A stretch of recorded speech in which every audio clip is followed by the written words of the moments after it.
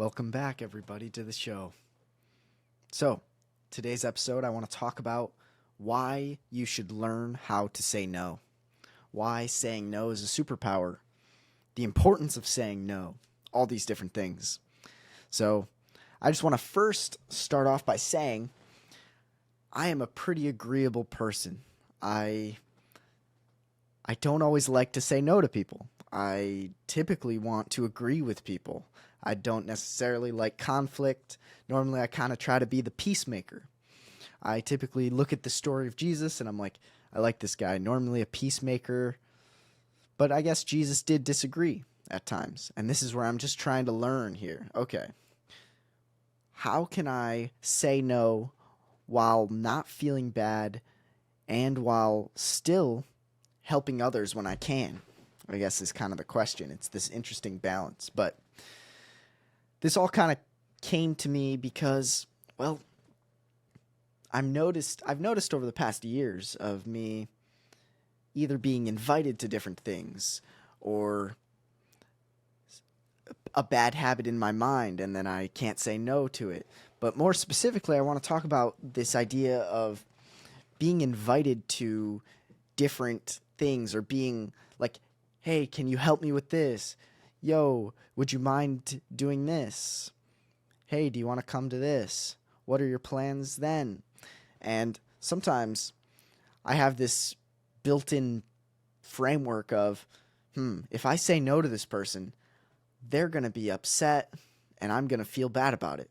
But it's kind of an unhealthy scenario when someone asks me if I want to do something, and deep down I really do, but I might have something else going on that I want to do more. So instead of me having the balls to say, hey, I really like to come, but I have this thing planned, looking at my schedule. If we plan another time, I would certainly try to be there. Like, these are the kind of things that I need to learn how to say. Like, I run into people at the gym, and they're like, so, do you want to get together soon? Or, yeah, we should get together soon. And I say, yeah, we should. But in my mind, I have a list of priorities, and I kind of know in the back of my mind that I'm probably not going to reach out to them. And if they reach out to me, that'd be okay, but I still might not want to get together. It's an interesting balance in life, but I'm trying to figure out, like, do you always say no when you don't want to do something, or do you sometimes do things for others? That's an interesting balance. But, I work for a family business, and sometimes I feel as if when I say no, there were consequences, but I've learned that I can say no and that the boundaries are, it's okay when one says no. It's okay when they say no to me. It allows for better boundaries. Like, not always can someone help when a random request is given out of the blue. And that's okay. Like, I recently, well, I guess 7 months ago, started dating someone, and she is an honest, super woman, I guess I would say, in the dimension of saying no. I see how she can just say no to someone and not feel bad whatsoever. And I'm like, how is this possible? Why am I always feeling so guilty and full of shame and feeling so bad after I say no or I say maybe, and oh man, it's just unfortunate. And I guess it's this idea of, well, who are you going to negotiate for in life? Are you going to negotiate for the person that is talking to you or you? And there's a trait called agreeableness, which technically kind of means you negotiate for others a lot of the time. And I do that quite often. I tried to, like, I was much more agreeable probably a year ago. I've kind of shifted my mindset, but I certainly still have the agreeable tendencies. And don't get me wrong, there's true qualities in being agreeable. Sometimes someone who's too disagreeable is a little too hard-headed and too stubborn and honestly not always the most helpful. But there's also a true con to being too agreeable. Someone asks you to do something, yeah, I'll do it. Like, soon enough, they're going to recognize that, oh, if I ask Harley to do this thing, he'll do it. And man, I can ask him to do really anything and he'll just say yes. So he's really helpful to have around. Deep down, Harley's like, yeah, I don't mind helping. Yeah. Until 6 months down the road, I'm like, I always say yes. And deep down, I'm very annoyed that I'm saying yes. But they don't know it because I'm very good at pretending like it's fine. This is one of my bigger downfalls, I think. I notice that whenever sometimes my roommates ask me to go to do something or someone tells me that they need their help, normally I'll do it. But sometimes I recognize that, man, I really had a schedule going on and now I am going to be late. I'm going to get less sleep, etc. And that's not helpful for anyone because now I'm helping them. Now I can't be as helpful later. I can't be like, you have to help yourself in order to help others. It's like you can't love others until you love yourself. I don't really like the words love yourself, but either way, I'm just trying to navigate this balance. One of my roommates said the other month, he's like, you need to learn. I forget exactly how he said it. He was like, you need to learn the N-word, Harley, but not that N-word that you're thinking of, the no word. And it actually, I'm realizing like I'm much better at saying no through text, email, and over the phone. But when someone's right in front of me, I'm like still very much struggling to be like, nope, I cannot help.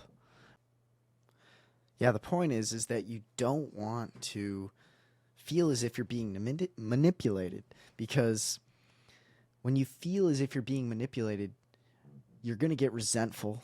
And this is where I would say I don't think people explicitly try to manipulate people normally. Some people might, but I feel like sometimes people just asked out of, not afraid to ask. And like looking from their perspective, whether it's a yes or a no, it's not going to make or break. It's just, they're just asking a question.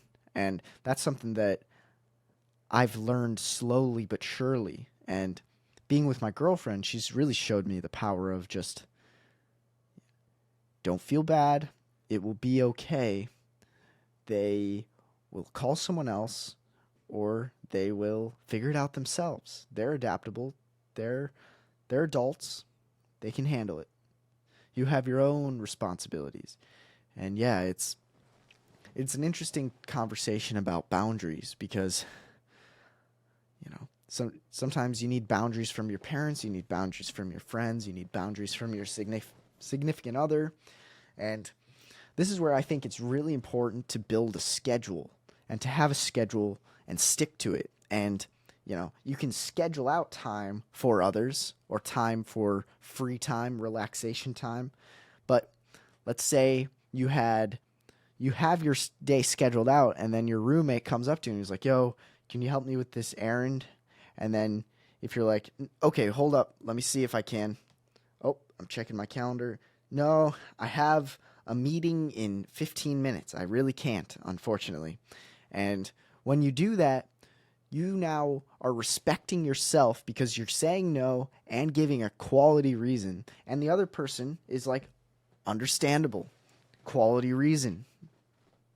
Next time, and that's, yeah, it's really been useful, like building a schedule for myself so that if someone invites me, I can just use the method of, well, let me look.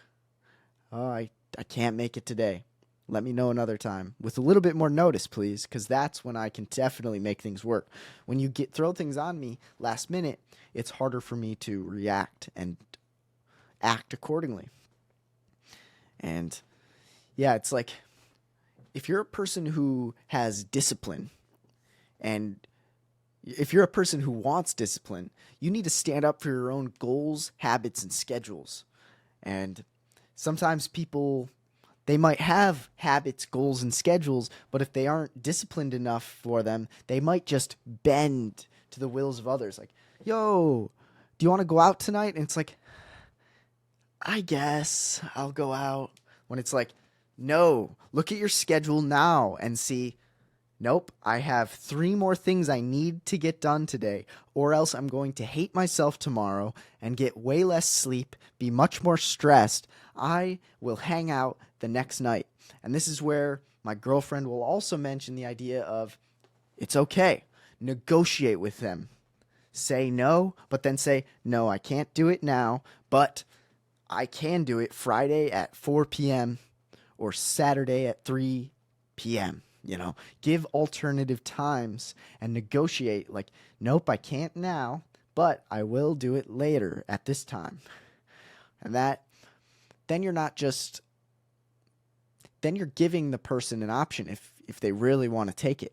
But in my opinion, you don't always have to negotiate that way. If you truly don't want to do something, I would say don't do it.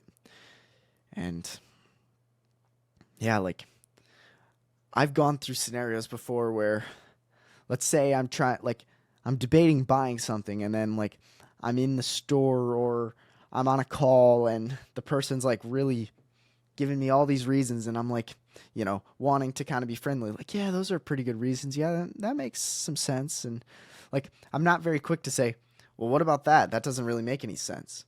Like, if I had the ability to be a slightly more disagreeable, I probably wouldn't have bought as many things in my life. Not that I buy very many things. I'm just giving an example. Like, you don't want to be the person on the car lot who is just scrolling around looking at a car, and then a salesman that's super disagreeable and assertive comes up and says, why wouldn't you buy this car? What other tactics they might have? Like, what's your dream car? Well, why wouldn't you buy your dream car? You don't need your wife to make the decision. Aren't you a man? Whatever tactics they might have, you don't want to be the guy who spends thousands of dollars on things you don't really need because you didn't have the balls to say no, and you didn't want to hurt the salesman's feelings because you're seeing the salesman in front of you and you're seeing that, I don't want to hurt them. They make money and it looks like they could use some money. Oh, let me help. You don't want to let that side win because now you're bending over and you're easy prey. It's interesting, and like everything, it's quite a balance that we have to figure out. But yeah, let's see. Let's talk about this idea of the Pareto principle real quick. It's the 80-20 rule. I've talked about it before, but there's a few ways of phrasing it. The square root of all outcomes the square root of all reasons create the majority of outcomes.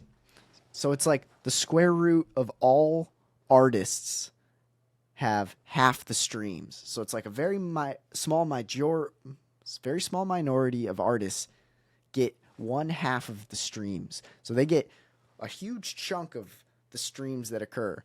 1/2 of the money is owned by a square root of people, because that's what happens when you get more and more popular. You get more and more fame. You get more and more money. It becomes easier and easier for you to keep excelling. That's one way of seeing the Pareto. But there's another way of seeing it where it's like, imagine you run a business and you're like, okay, 20% of my customers bring in 80% of my revenue. That means I'm going to say yes to these type of customers. And there's another side. 20% of your customers provide 80% of your complaints and headache. These are the customers you need to start saying no to, and these are the customers you might have to drop, because if you negotiate for yourself in life, you will see that, hey, I can make the decision. It's my business, and I will focus on the things that are going to help me and help the world. And I'm not going to say yes to things that are going to drag me down and make me stressed. And that's kind of the idea of this example in life, where let's say you have priorities and you have a goal, and it's like, okay, I want to start a business by the end of 2023. So this is where it's like, okay, this is where if you spend most of your time, or if you just, out of all the things you can do throughout the day, 20% of that, if you spend on your business, but that's going to provide a huge result, you need to put huge effort into the saying yes for this small portion of your life. But you can start saying no to the majority of other things because you're realizing that, hey, the majority of these other things do not align with my current vision right now. So say no to those 80% and say yes to the 20% of things that are going to excel you.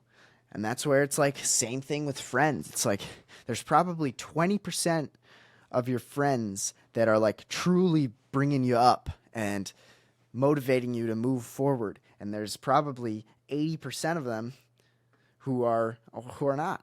So say yes to the things that are going to improve your life and say no to the things that aren't. If you care about yourself and love yourself and respect yourself and have discipline over your goals, then you're going to have to say no more. And this is a podcast mainly for me. I want to learn more about it. I just, name 10 books about saying no. Like there's a book called Boundaries. There's a book called, Saying No, 365 Ways to Say It and Mean It.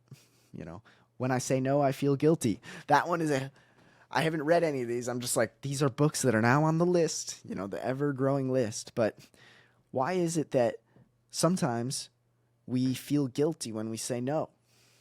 I don't fully know. But this is where it's easy for some people to say, don't feel guilty. But it's hard for me to not feel guilty because I want to I want to please people. I want to help people. But it goes into this where it's like, imagine there was homeless people outside your door and they were like knocking and they were like, please, we need help.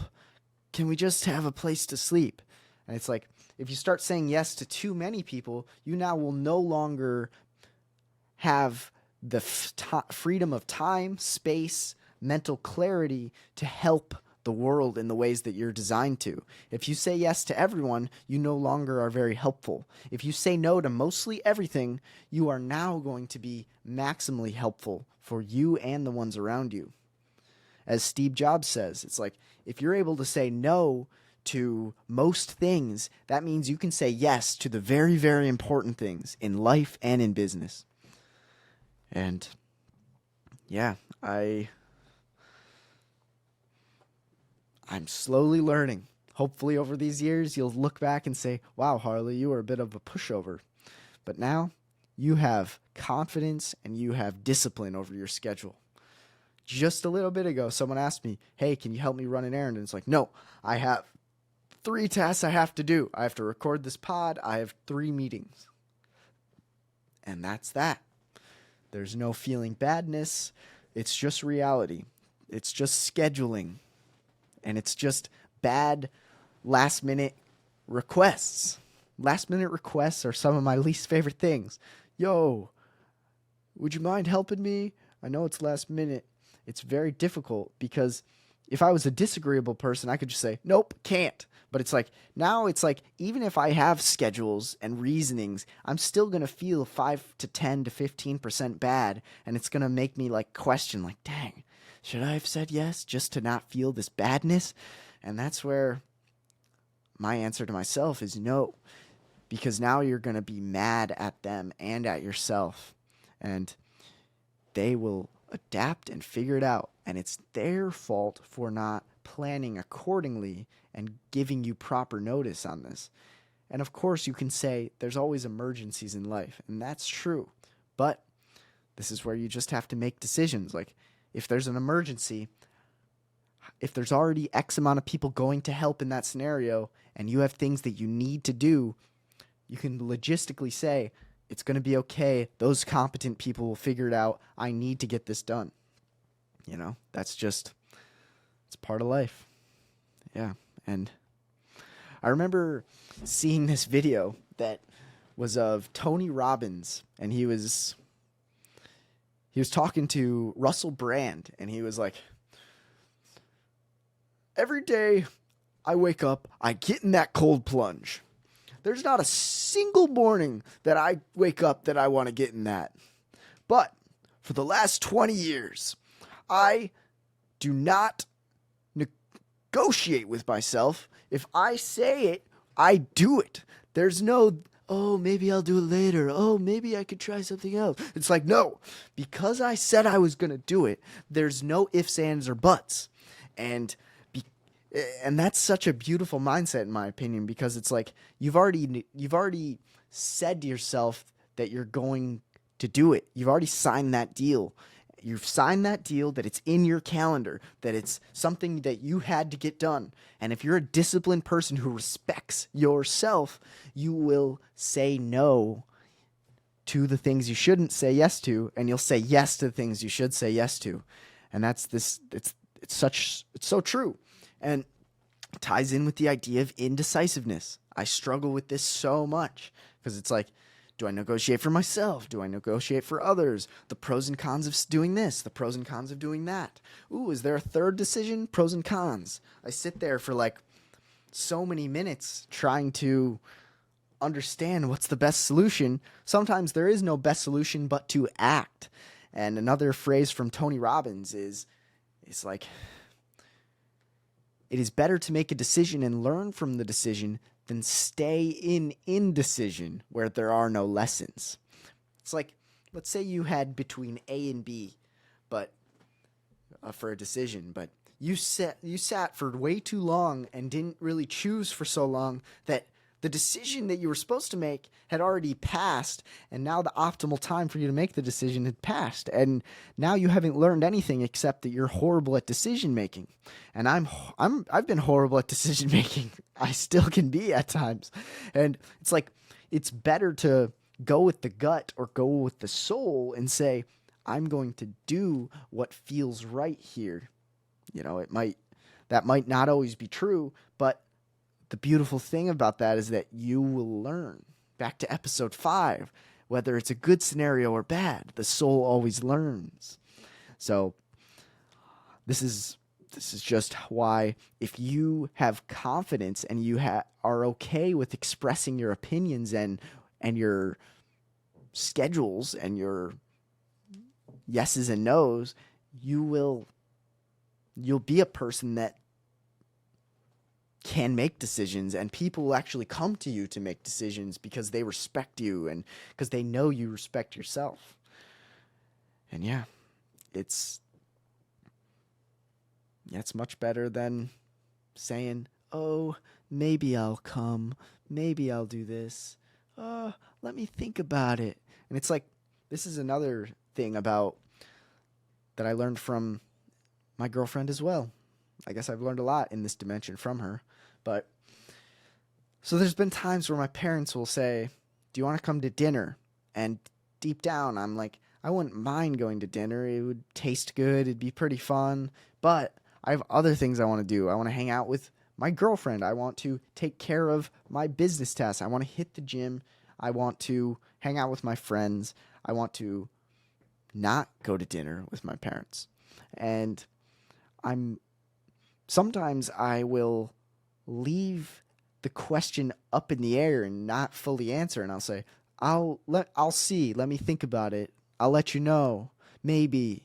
Those are like the worst answers ever created, because now they're sitting there like, oh, now I'm unsure of how many reservations to make. Now I'm unsure the plan. Now you have put them in a state of uncertainty, and that state of uncertainty is truly unfortunate, because who wants to be in an uncertain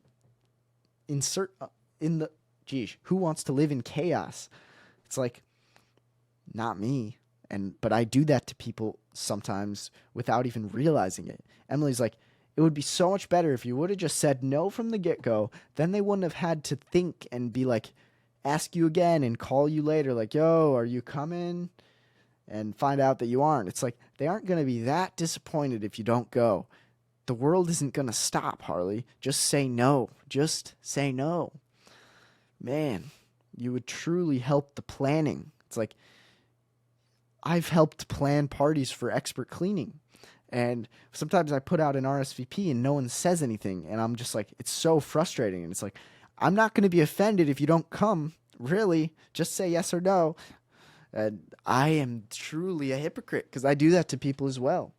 So, do you want to come to this? And it's like, sometimes I won't even respond because I'm not even sure if I should go or not. Or, phew, it's pretty rough. Or I don't want to be the guy that says no. And one of my least favorite things in life is guilt tripping.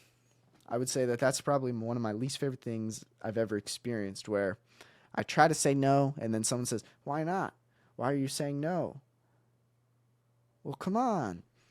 Like, that is honestly, that's something that almost makes me say no, because now I feel so guilty already for saying no that it's like it's a triple whammy, because not only am I feeling guilty, the other person's making me feel guilty, and it's not a good scenario. And this is where, I can't let myself get affected by people who do that. And sometimes they aren't even doing it purposefully. They might just be curious why I'm not wanting to go. And that's not them guilt tripping me, even though it might feel as if they are. So, yeah, these are all just lessons I'm trying to figure out. And I'm going to tie it in with Soul of Jaret. I don't know if you guys have listened to episode 39, but yeah, that one was one of my favorite episodes I think I've ever done, because, Jaret's a few years older than me. He has interesting views, kind of, what would you say, like countercultural in different ways, and kind of, what's the right word? It's like he is trying to stand up for the generation, stand up against the old and traditionalist generation that's stuck in their ways. Like, he's the person who is looking at life pretty objectively and not just being a sheep to what his parents say or what government says or what society says. He's thinking for himself. But one thing that he kind of said is like, Harley, I live life as if whenever I'm all in, I'm all in. But whenever I'm all out, I'm all out. There is no half in, half out. Maybe, yeah, I'm kind of lukewarm on this. It's like, no, you're all in or you're all out. It's like, you can say no if you mean it. And if your heart is saying no, say no. Don't. Yeah, it's like, it's a wholehearted yes and no. It's like, I've heard this quote before where it's like, only say yes if it's an F yes, only say no if it's an F no. And I kind of see what that means, because now you're not in the indecisiveness. It's like, go with whatever you're feeling and you will learn from the consequences. And I kind of respect that. And it'll lead to clarity, because then you'll see like, okay, yeah, I maybe shouldn't have said no here, but that's totally okay. I'm a human who's just trying to learn a lesson. And yeah, I find that to be a pretty good lesson over there.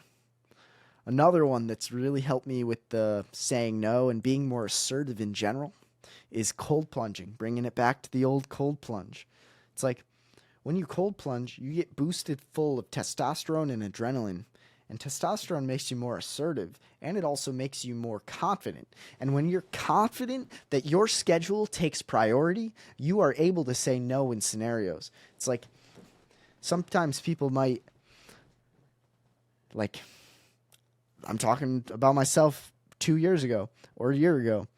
I would feel like I should say no, but I wasn't assertive enough or confident enough in myself to say no. And now that I cold plunge, I feel much more confident in my own abilities. And it's like, if I'm able to say no and stand for it and mean it and have reasons behind it, sure, someone can argue, but I have my reasons and I can defend them, and I'm confident in my ability to defend them, and I'm confident that I know what I want. And yeah, I truly recommend that to anyone who's kind of feeling too agreeable these days, because I feel you, man. I feel like being agreeable truly has its pros, but it also truly has its cons. Like, as a person who wants to be an entrepreneur, who's trying his best to grow all kinds of different ideas, it's like, sometimes you have to say no to certain scenarios. It's like, I heard this from Warren Buffett. It's like, what separates the successful from the very, very successful? Well, the very, very successful say no to about everything. Let me say that again. The very, very successful say no to almost everything. Because if they were saying yes to too many things, they would get overwhelmed. And that's exactly kind of how a new entrepreneur is. Ooh, yes, I want to try that. Yes, I should try that. But once you're more an experienced entrepreneur, you know, like, I know where this road leads. No, not my priority. I have bigger fish to fry. I have a better route that I'm on. It's like, I know what is my focus, and I'm not going to let anything stop that. And that's truly respectable. And, you know, my girlfriend's always like, Harley, if you want to be an entrepreneur, you need to stand up for yourself and say no to most things, because that's the only way you're going to get there. If you say yes to too many people, you're going to be spread thin and you're going to be resentful. And so, yeah, don't feel guilty when you're trying to say no. This was all just a message to me and all the agreeable folk out there. I really hope this helped. I look forward to hearing if anyone in the comments have had any struggles saying no and have learned how to say no. Because saying yes too much, you never want to be a yes man, because yes men are not very attractive to women and they are not very powerful in social scenarios. So, well, thanks everyone for listening. I appreciate that.